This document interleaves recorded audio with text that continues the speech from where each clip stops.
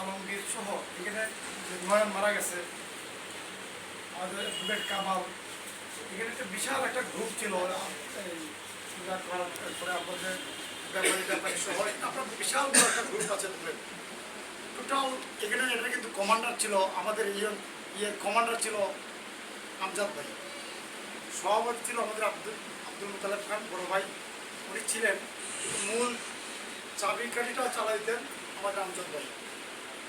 আমি একটা কথা বলতে চাই, মানে আমার কষ্টটা দীর্ঘদিন মিনিমাম আমার একটা ধারণা 25 থেকে 30 বছর একসাথে আন্দোলন সংগ্রাম করছি, একসাথে দলটা করছি।